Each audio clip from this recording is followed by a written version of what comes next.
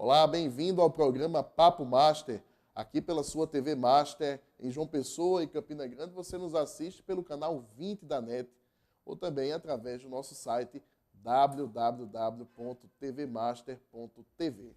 No programa de hoje a gente vai conversar com uma grande figura política, um político respeitado pelos paraibanos, com uma trajetória política muito bonita, que é o deputado, senador Marcondes Irã Benevides Gadelha, nosso querido Marcondes Gadelha. Muito obrigado por aceitar nosso convite, viu, aqui para vir para o nosso Papo Master.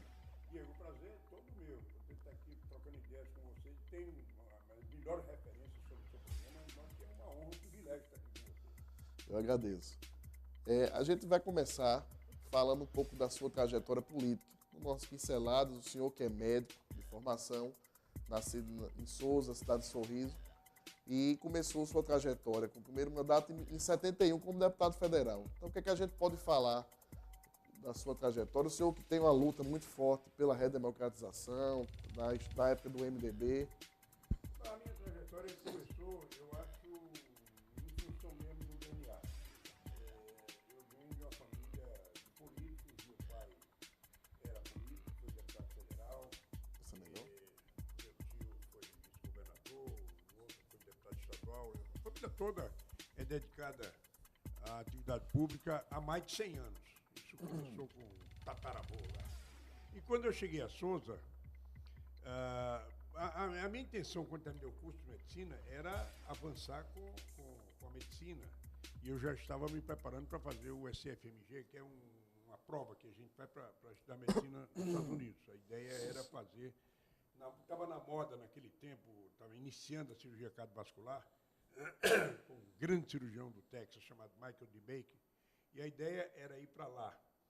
E eu estava fazendo residência médica em Brasília, meu pai me telefonou, disse, olha, vem aqui nos ajudar e tal. Estou querendo ir para os Estados Unidos, estou em outra aqui. Não, você vem para cá e nos dá uma mãozinha aqui, porque eu estou sozinho numa luta pesada, adversários ferrenhos, poderosos, e você dá uma mãozinha aqui e depois você vai fazer a sua residência nos Estados Unidos.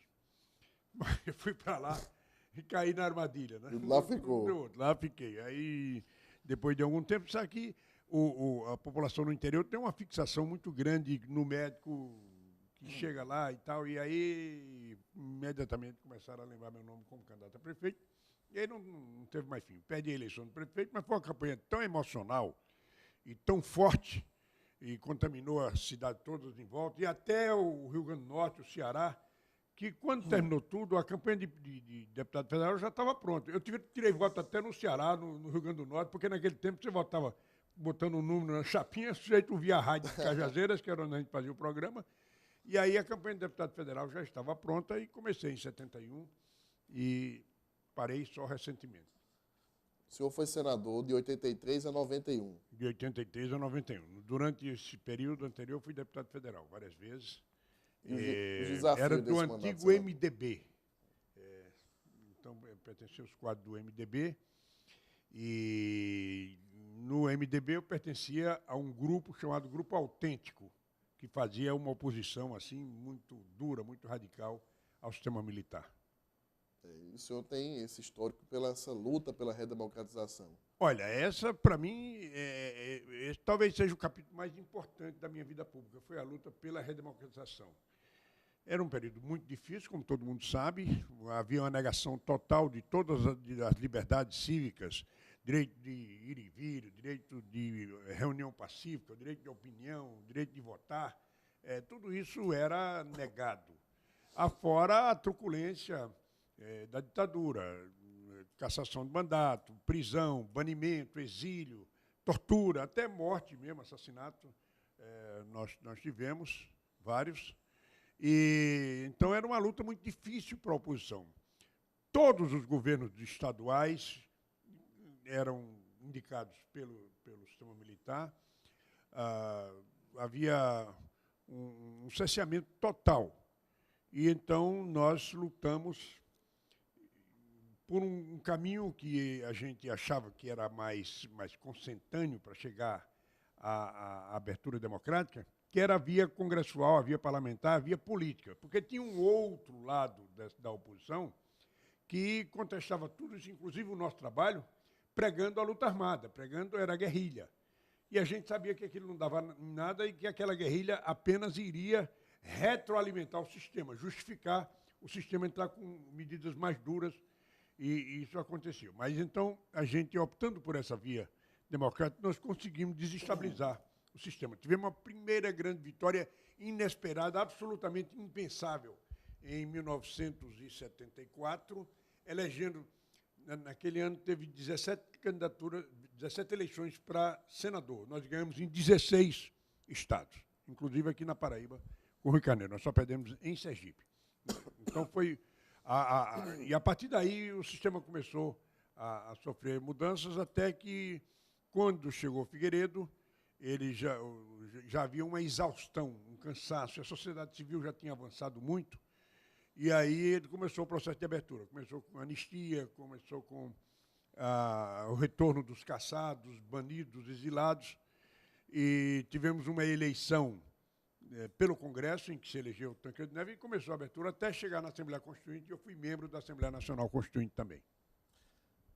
O senhor, no ápice do seu mandato de senador, né, ainda faltando 3 ou 4 anos para a conclusão dele, participou de uma chapa concorrendo com Silvio Santos para a presidência da República. É verdade.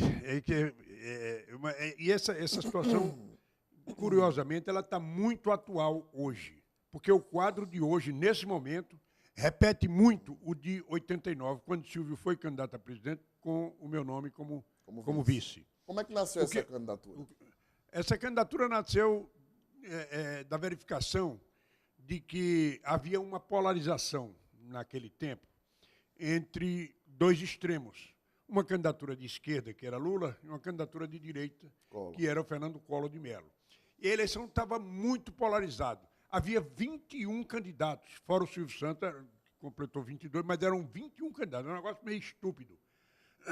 Mas ninguém decolava. Mesmo figuras que eram ícones assim da redemocratização, como o caso de Ulisses Guimarães, Mário Covas, não passava de 1,5%, 2% nas pesquisas. Aureliano Chaves, que foi o candidato inicial do PFL naquele tempo, também não passava de 1,5%. E tinha umas figuras bizarras, um tal de Marronzinho, Enéas, e essas figuras pegavam pequenas fatias, mas teve alguns deles que chegaram a ganhar de monstros sagrados da política brasileira, como Ulisses, Covas, Afif Domingos, Ronaldo Caiado. Esse pessoal todo perdeu para Enéas. Perdia naquele momento. Então, a polarização era entre Lula e Collor, e ninguém entrava nisso aí. Então, era um populismo de esquerda e um populismo de direita. Então, nós resolvemos inventar um populismo de centro, baseado naquele princípio homeopático que diz similia similibus curantur. O semelhante se cura pelo semelhante. Então, você tem que inventar uma coisa do mesmo naipe, do mesmo gênero, e então nós lançamos a candidatura de Silvio Santos. Mas, olha, não deu outro. Foi uma bomba de napalm, assim, no arrozal da rapaziada. Na primeira pesquisa que saiu, o Silvio já disparado lá em cima.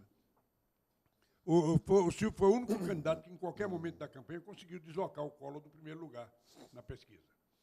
Aqui na Paraíba, o Silvio deu 78%. É um negócio impensável. Mas a Paraíba é um estado pequeno, tá? Mas era uma espécie de caça guardada de Lula e de Collor, que eram daqui do Nordeste. Também. Então, o fato de ter dado isso aqui na Paraíba é um sinal de alerta muito grande. E aí eles entraram para bombardear a candidatura do Silvio de todo jeito, procuraram por todos os meios, não conseguiram, então conseguiram inviabilizar no judiciário. Faltando 9 dias para...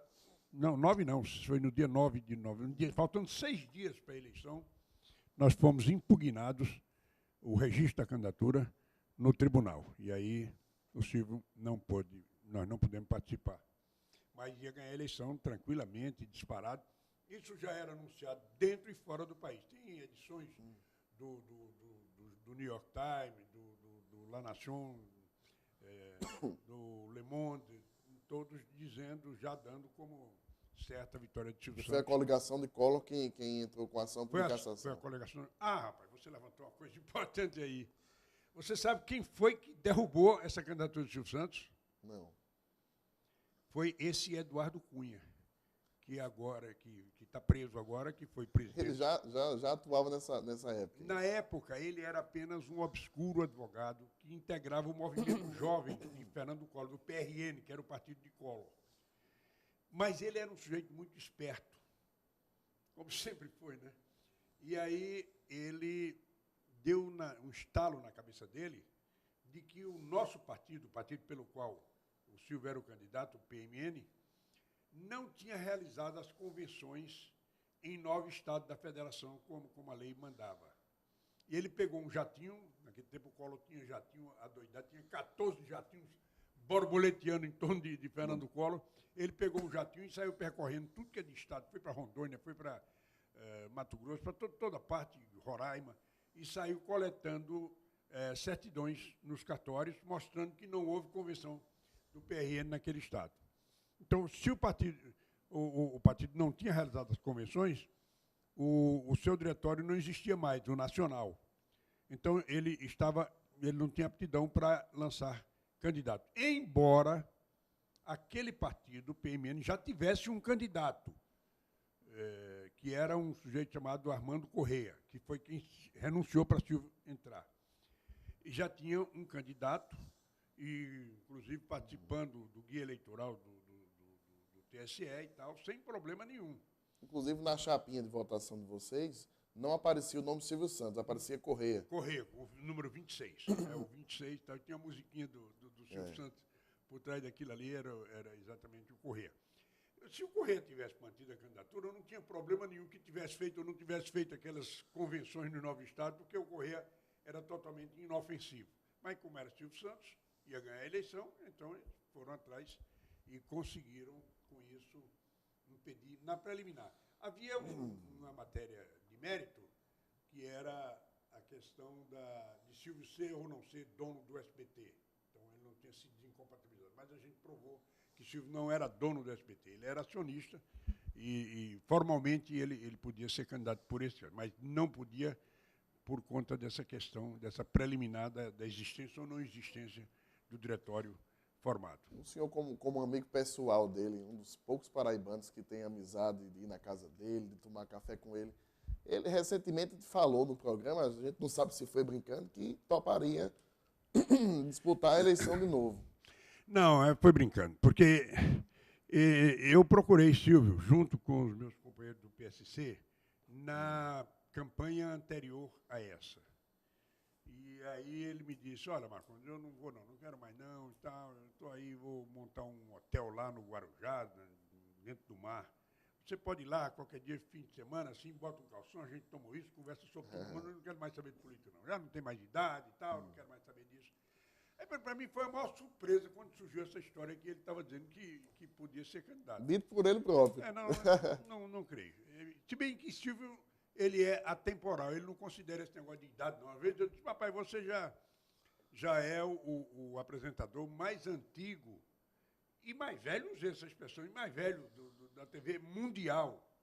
Não acha que está na hora de parar, não? Mas se eu parar, eu estou morto. Então, eu só vou parar aqui. Quando eu parar é porque eu morri. Então, vai continuar com a televisão, sempre, mas não quer saber de política. Depois dessa campanha de presidente da República, ele se lançou candidato a prefeito de São Paulo, na eleição seguinte. Eu fui para lá, e fui eu que fiz o lançamento da candidatura dele e tal, organizamos tudo, mas outra vez ele foi impugnado. Não tinha jeito, não deixava o homem ser candidato, porque não tinha para ninguém.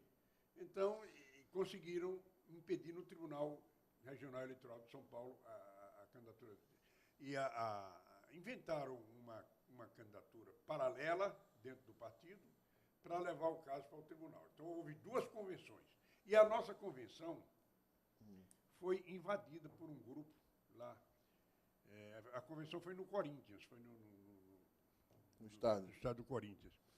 Invadiram e quebraram o pau lá. Parecia que a gente estava aqui numa cidade do interior dessa, carregaram as atas e o Silvio só fazia rir com aquele negócio. Mas não tem jeito. Mas quando esse negócio de política, para mim, não dá certo. Não dá certo. Mas, senador, o senhor hoje é vice-presidente nacional do PSC, partido que tem o slogan "O ser humano em primeiro lugar". O ser humano em primeiro lugar. Eu gosto muito desse slogan. E realmente a gente procura pautar a linha do partido por esse princípio, né? Então, o partido defende muito a questão da família.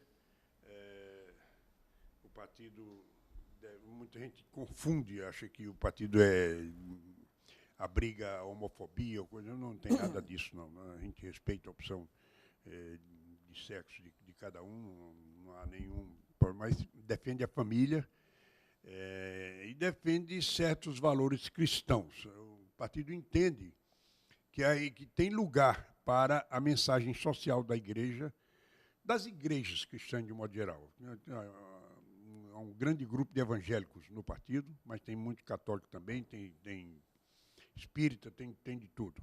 Mas todos admitem que há um lugar, ainda hoje, para a mensagem social cristã, na vida pública, na vida política, administrativa e econômica de hoje. E a gente, então, se orienta por esses princípios. Daí que, quando surgiu essa moda de trocar o nome de partido, então o partido se chama agora Novo, outro se chama Podemos, outro se chama Patriota, outro se chama não sei o que, estão evitando o nome de partido, nós resolvemos manter Partido Social Cristão, exatamente por causa, a sigla, ela diz muita coisa. O social cristão, a gente não quer abrir mão dessa expressão. O partido tem candidatura a presidente em 2018?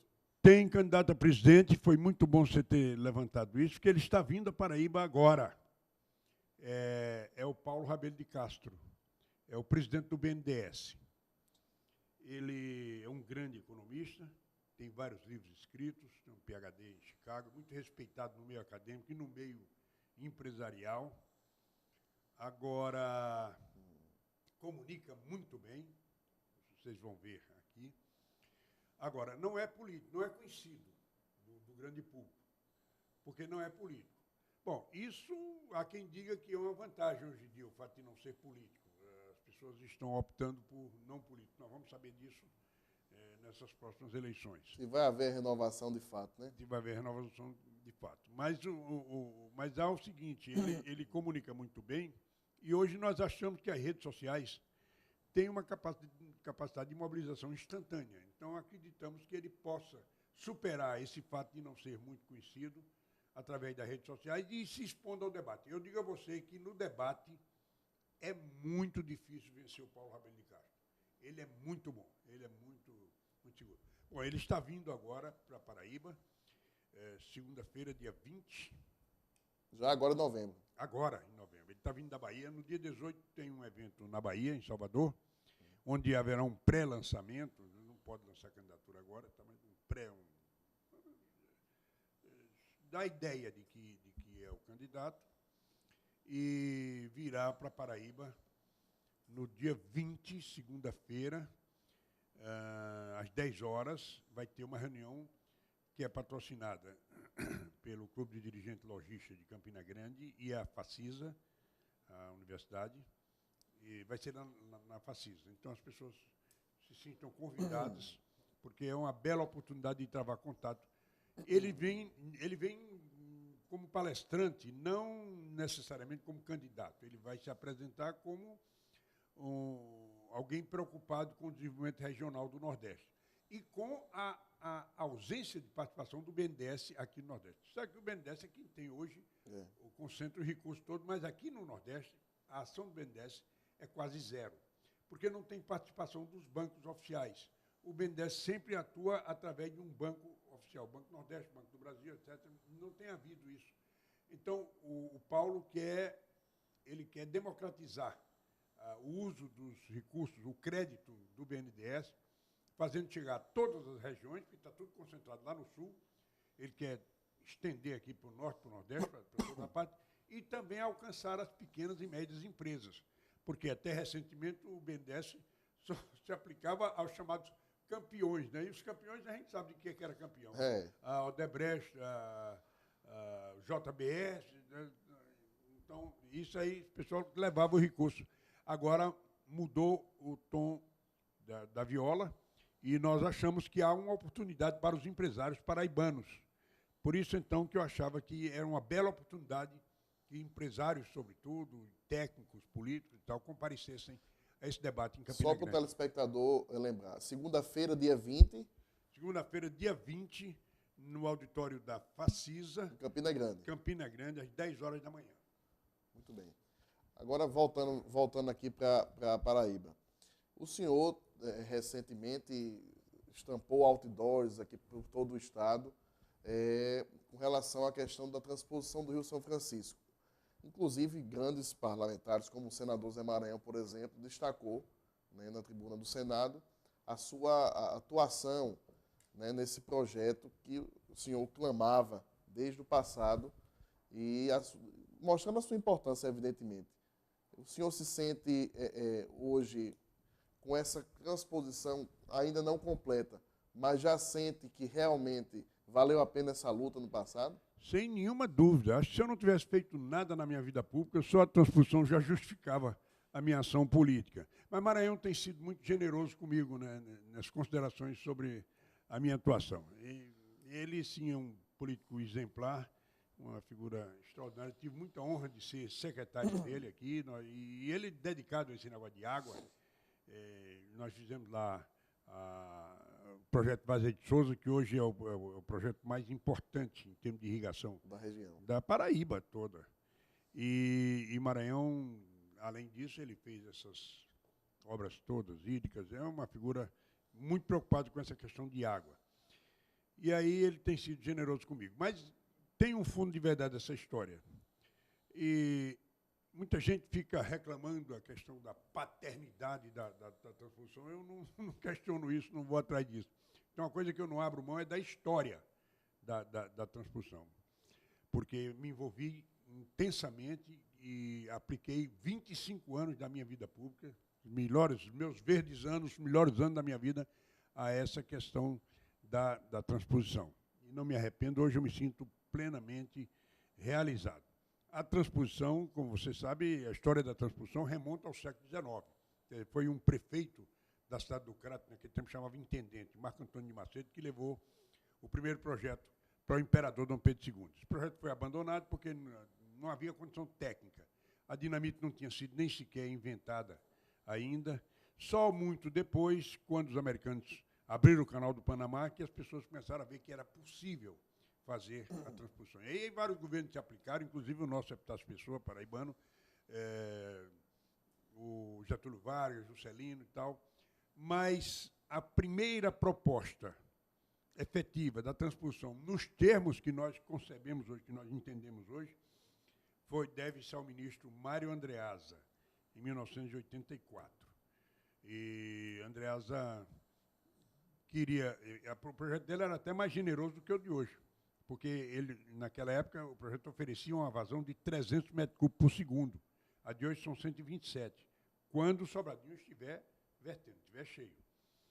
Mas o da Andreasa era 300 metros cúbicos por segundo. Andreasa colocou esse projeto no plano de governo dele, que ele era candidato a presidente da República, mas aí entrou em depressão, perdeu a eleição para Maluf, do PDS, e acabou morrendo. E o projeto foi levado para os Estados Unidos, para o Banco Mundial, que é quem tinha financiado. O projeto tinha sido financiado pelo Banco Mundial, o autor era um engenheiro maranhense, José de Ribamar Simas, e o Banco Mundial levou o projeto para lá, para os Estados Unidos, e levou o técnico também. Em 83, 84, eu me vi uma seca pesada se abatendo aqui sobre o norte, e me lembrei do projeto. Né? E aí localizei o Zé de Ribamar Simas lá no Maranhão. Localizei nos Estados Unidos, ele estava trabalhando no Banco Mundial. Já estava lá. Localizei o projeto e trouxe tudo, arranjei passagem para ele e arranjei um jatinho com um amigo meu, carioca, e levei para Sousa e convocamos a Sudene, o Banco do Nordeste, o CREA, os governos estaduais, fizemos uma grande reunião e aí lançamos o projeto da transposição. Foi lançado na cidade de Sousa. Pouca gente sabe disso, mas o pontapé inicial, o marco zero da transposição, está aqui na Paraíba, na cidade de Sousa. De lá nós fomos para o Ceará, redigimos uma carta para o presidente da República, que era Itamar Franco, chamada Carta de Fortaleza. Eu me lembro, foi no dia 20 de julho, era o dia de Padre Cícero, tinha essa simbologia também. E mais 2 deputados assinaram comigo essa carta, redigiram comigo, Paulo Lustosa, do Ceará, e Roberto Pessoa. Levamos para Brasília e lá chamamos o presidente da Câmara, que era Inocêncio Oliveira, que era nordestino também, aqui de Pernambuco, e entregamos a carta em Itamar.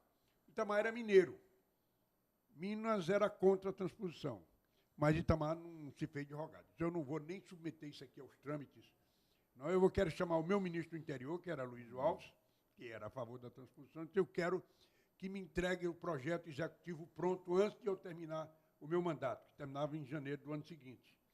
E aí o Aloysio partiu para cima, entregou e tal, e aí veio o primeiro embargo na Justiça.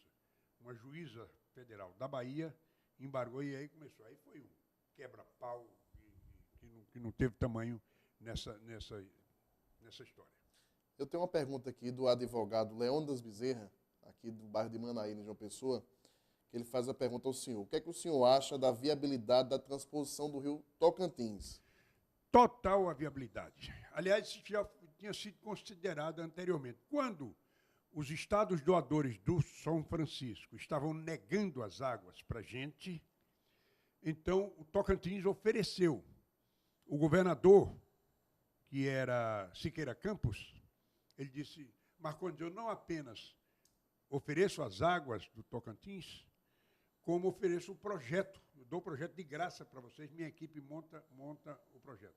Acontece que o Tocantins tem uma vazão 7 ou 8 vezes maior do que a do São Francisco. Então, São Francisco tem 1.850 metros cúbicos por segundo, a vazão média, e o Tocantins tem 11.600. É água que não acaba mais.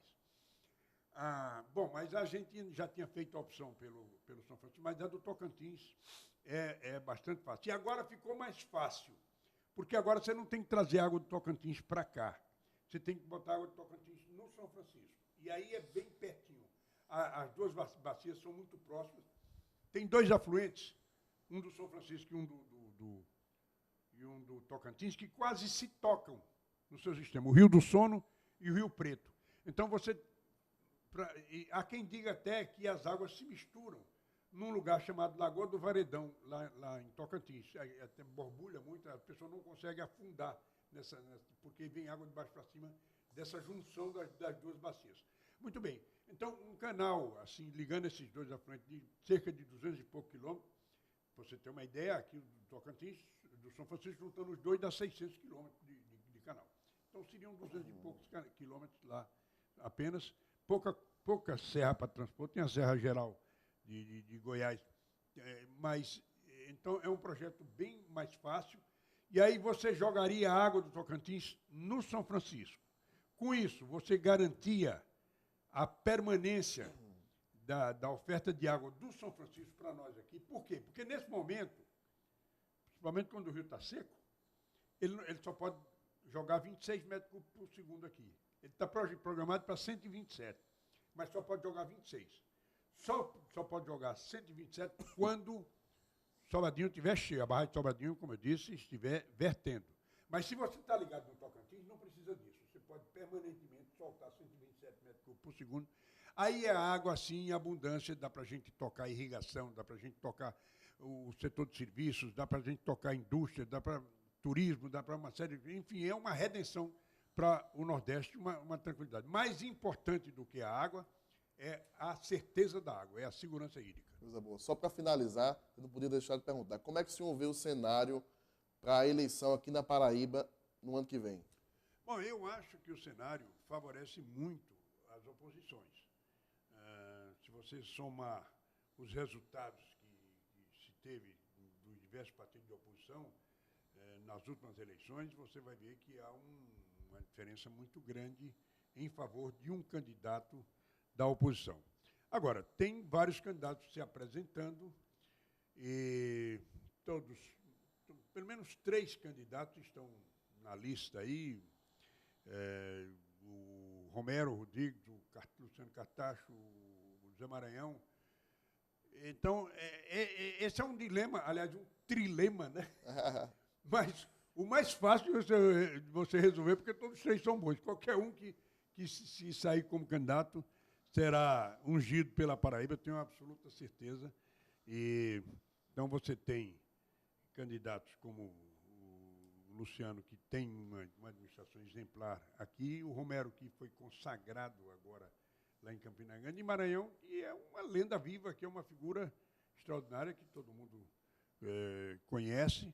Enfim, a escolha entre isso aí, qualquer um que quer cair, está muito bem. Eu espero que a mão de Deus ajude a Paraíba a sair dessas dificuldades que se encontra. Tá certo. Senador, eu queria agradecer sua participação aqui no Papo Master. Foi um momento muito enriquecedor estar aqui com o senhor, recebendo essa verdadeira aula de política. Não, eu fiquei feliz de você poder puxar fatos que realmente são muito importantes. Essa candidatura de Silvio Santos, que você puxou, essa questão é muito atual, ao contrário do que muita gente pensa, porque o quadro de hoje repete o de 89.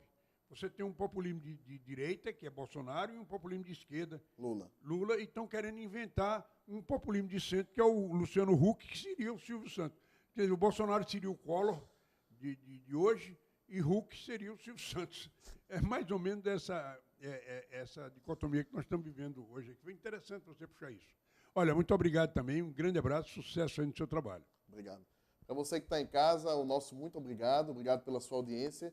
E na próxima semana estaremos aqui novamente com o Papo Master aqui pela sua TV Master. Tchau, pessoal. Até a próxima vez.